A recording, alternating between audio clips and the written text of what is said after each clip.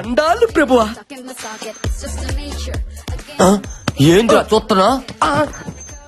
శివడానియా 34, 26, 34 అంత సన్ననైన నడు మీద అన్ని బరువైన వస్తువులు ఎలా మొత్తం గుంట 38, 68, 108 ముళ్ళ పందిలా ఉన్న నిన్ను ఈ భూమి ఇట్లా నువ్వు నన్ను అవమానిస్తున్నావు. లేకపోతే నువ్వు వేసే కుళ్ళు జోకులు అవుతారు మరే. నువ్వేంటా? నేను ఎప్పుడేసాను కుళ్ళు జోకులు? అరే పల్లొంకోలేదా? నేను ఎప్పుడు తోకలేదా? అయితే తోముకున్నా పద. అది పద తోకలే.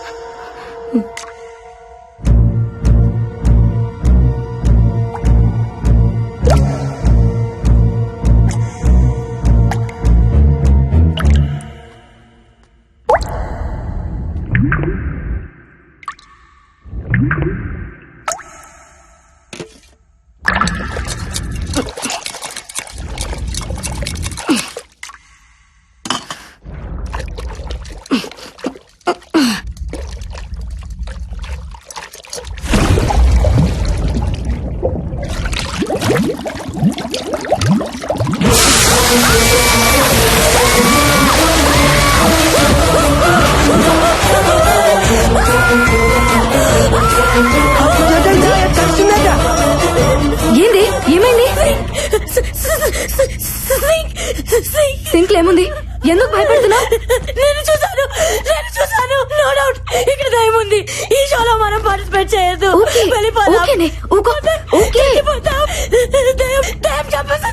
దయ్యం చంపేస్తుంది.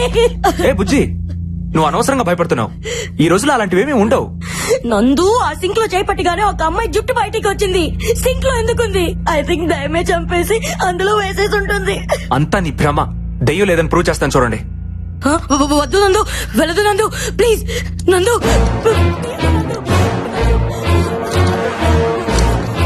నందు వద్దు నందు, ప్లీజ్ నందు. ఏం లేదంటే చూసావా, ఏమీ లేని దానికి అనవసరంగా భయపడుతున్నావు.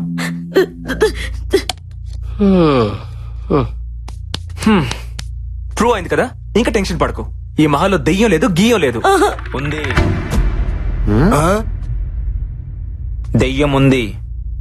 ఏ అశ్విన్, నువ్వు కూడా అలా అంటావేంటి? You know I'm a doctor. Science చదివితే తెలుస్తుంది దెయ్యం అంటే ఏంటో, దేవుడు అంటే ఏంటో. ఏదో శక్తి మనల్ని నడిపిస్తుందని తెలుసుకోవడానికి సైన్స్ చదువుకోవాల్సిన అవసరం లేదు మిస్టర్ నందు. సెన్స్ ఉంటే చాలు. అంటే ఏంటి? దెయ్యాలు ఉన్నాయంటావా? ఎగ్జాక్ట్లీ 100% ఇక్కడ ఉన్నాయి. బుల్షిట్. లేవని నేను నిరూపిస్తా. అది నీ వల్ల కాదు. I can do it. ఏంటి ఇక్కడ meeting? Stop fighting your friends. Chill, let's play. Come on నందు, అశ్విన్, కూల్, కమ్. రండి రండి రండి. క్రికెట్ ఆడుకుందా? వద్దలే నువ్వు రా. భయపడకే, ఏం లేదుగా.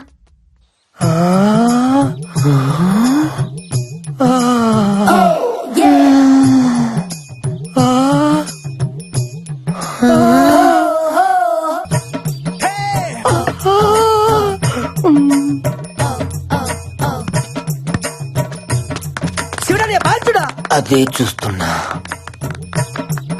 చూస్తారువా బాగా.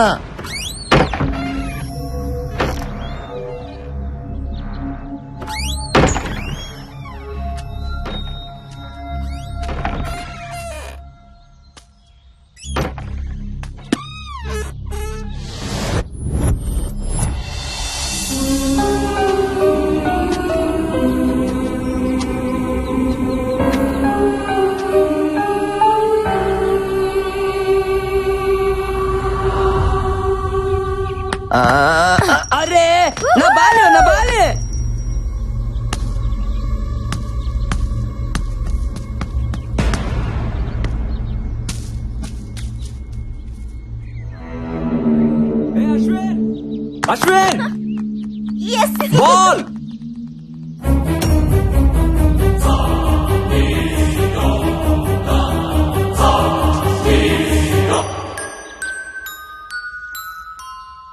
అక్కడ ఉండాల్సిన బాల్ ఇక్కడికి ఎలా వచ్చింది? బాల్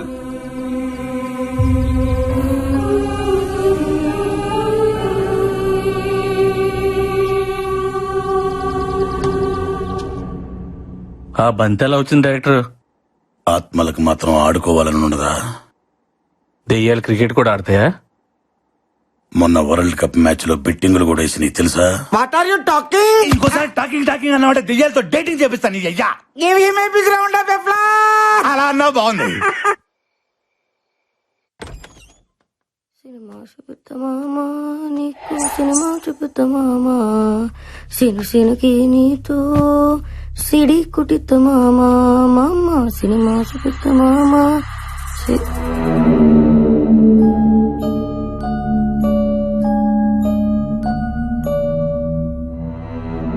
సినుకి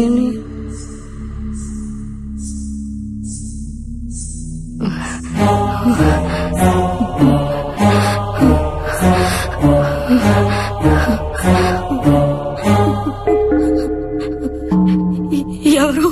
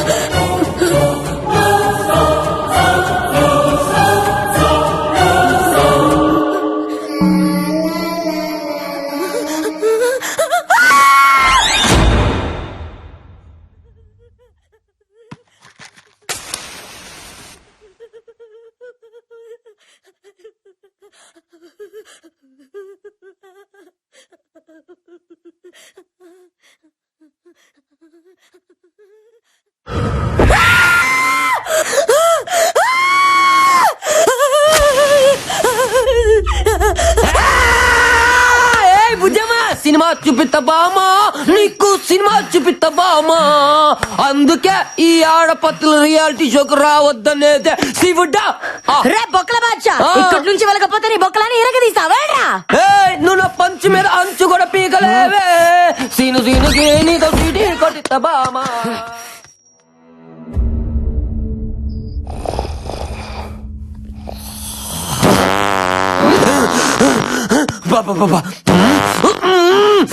అడ్డమైన గడ్డి తినడం మా ఆయుష్తో ఆడుకోవడం అబ్బా. అబ్బో ఏం తిన్నాడో ఎక్స్ప్రై మొత్తం వీడు వదిలే గ్యాస్కే అయిపోతుంది.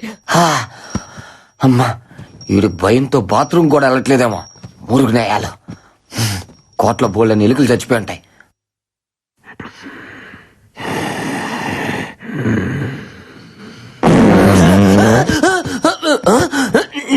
అబ్బా దెయ్యం ఈ కోట్లో లేదురా, అది సీట్లో ఉంది. దెయ్యాలు మన దగ్గరకు రాకూడదంటే ఇలాంటి స్పెషల్ ఎఫెక్ట్లు ఉండాలి శివుడని. మాటి వాళ్ళకి చెప్పి ఎలిమినేట్ చేపిస్తా. ఇలాంటి గబ్బునాయలు ఉన్నంత కాలం స్వచ్ఛ భారత్ స్వచ్ఛత ఉండదురా. ఇంకా నేను ఫ్యాన్ వేసుకోలే, కోటంతా బాగేది.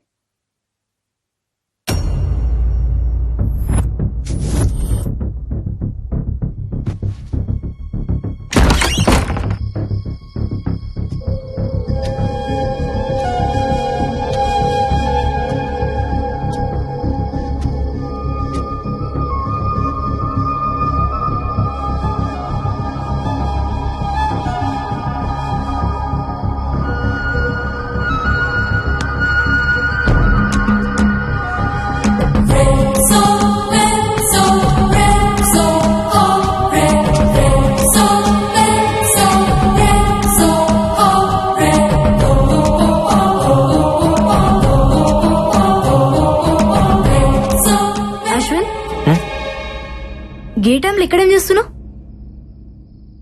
ఇక్కడ ఏదో ఉంది బాలా. మార్నింగ్ మనం క్రికెట్ ఆడుతున్నప్పుడు బాల్ వచ్చి అక్కడ ఆగింది. బట్ తర్వాత ఆ బాల్ దాని అంతటా అదే నా వైపుకి వచ్చింది. అది ఎలా వచ్చిందో అర్థం కావట్లేదు. మేబీ గాలికి వచ్చిండొచ్చుగా. ఎస్ గాలే. ఆ గాలి ఏ గాలి అని చూస్తున్నా. నీ మాటల్ని అర్థం చేసుకున్నాడు చాలా కష్టం అశ్విన్. అయినా నువ్వెప్పుడు ఎందుకు అదోలా ఉంటావు? ఏంటి? నేను చూసినప్పటి నుంచి అట్లాగే ఉన్నావు. ఇక్కడ రావడానికి నీకు కేవలం డబ్బులు ఒకటే ఇష్యూ కాదు, ఇంకేదో ఉంది. నీ కళ్ళలో చూసినప్పుడల్లా వాటి వెనక ఏదో కథ ఉందనిపిస్తుంది. చెప్పొచ్చుగా? ఎందుకు చెప్పాలి? సరే చెప్పకు. నాకు అన్నయ్య ఉన్నాడు, doctor Karthik.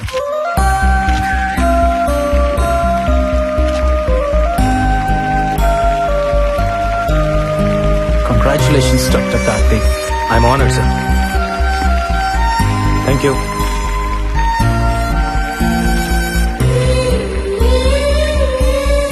Thank you. Sir, yeah, మీరు ప్రారంభించిన ఆర్గాన్ రెవల్యూషన్ నేటికి 150 మైలురాలు దాటింది. ఖరీదైన ఆర్గాన్స్ ని కూడా ఫ్రీగా ట్రాన్స్ప్లాంటేషన్ చేస్తున్నారు. ఇది మీ ఆశయం అనుకోవచ్చా? ఆశయాలు లక్ష్యాలు లాంటి పెద్ద మాటలు నాకు రావు. ఇష్టం, బ్రతుకంటే ఇష్టం. అది అందరికీ కావాలి. చావంటే ప్రాణం వదిలేయడం కాదు, జస్ట్ ఓ జీవితాన్ని వదిలేయడం అంతే. మన పెద్దవాళ్ళు చెప్తుంటారు కదా, మనం షర్టు మార్చుకున్నట్టు మన ప్రాణం ఈ శరీరాన్ని మార్చుకుంటుంది అని. అవయవదానం కూడా అలాంటిదే. నీ గుండె నీతో ఆగిపోకూడదు, నీ ప్రాణం నీతోనే పోకూడదు. ఓ మనిషి నుంచి మరో మనిషికి, ఓ కంటి నుంచి మరో కంటికి వెలుగునిస్తూనే ఉండాలి, బ్రతుకునిస్తూనే ఉండాలి. బ్రతుకంటే చావు ఎప్పుడూ చిన్నదే. బతకాలి అని బతుకు అనుకుంటే చావును చంపడం పెద్ద కష్టమేం కాదు. పుట్టుకెలాగో మన చేతుల్లో లేదు, కనీసం చావునన్న మన చేతుల్లోకి తీసుకుందాం. ప్రాణం పోయిన తర్వాత కూడా బ్రతుకుందాం.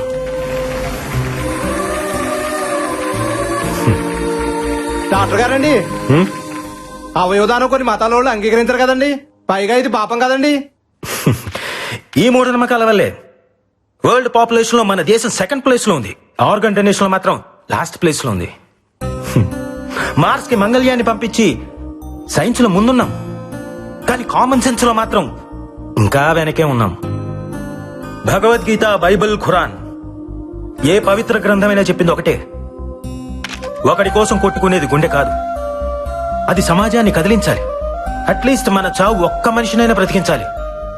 దయచేసి ప్రాణాన్ని వృధాగా పారేయకండి, అది పనికొస్తుంది.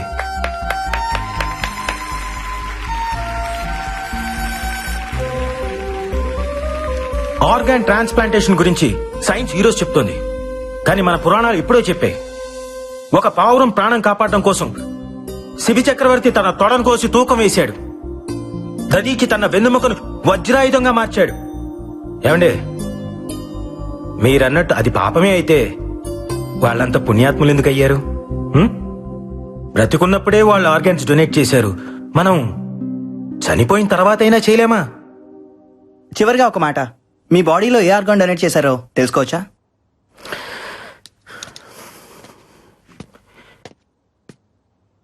ఈ బాడీని డొనేట్ చేశాను.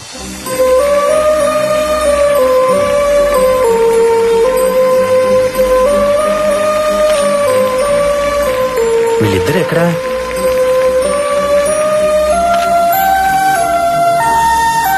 అరే, ఎక్కడికి వెళ్ళారమ్మా? ఈ రోజు నుంచి ఆమె ఆర్గాన్ డోనర్ అన్నయ్య. నేను కూడా.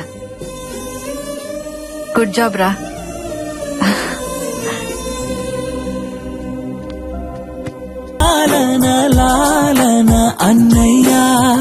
అలా ఎంతో సంతోషంగా ఉన్న టైంలో మా అన్నయ్య చనిపోయాడన్న వార్త విన్నాను. చంపేశారు. లాస్ట్ టైం మా అన్నయ్యని ఎక్కడ చూశానో తెలుసా? మహల్ బావిలో.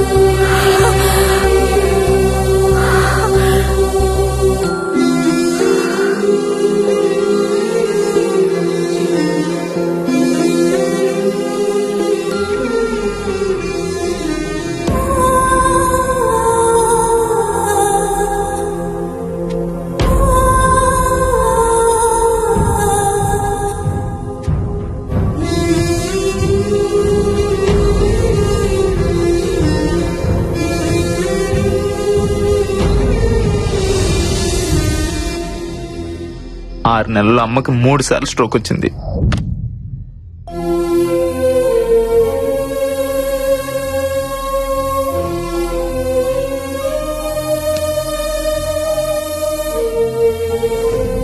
అమ్మ ఆపరేషన్కి డబ్బు కావాలి.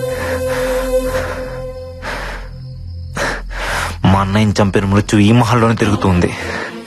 నాకు అది కావాలి, దాంతో వచ్చే డబ్బు కావాలి. దేన్ని వదలను.